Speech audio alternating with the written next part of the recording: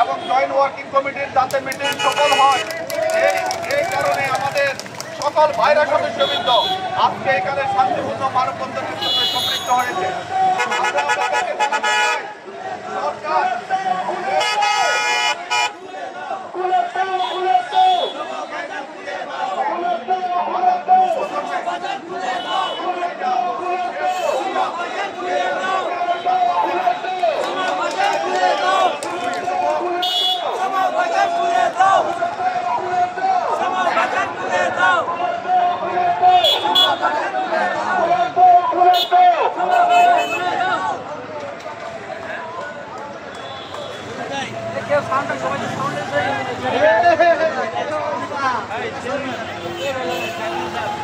সবাই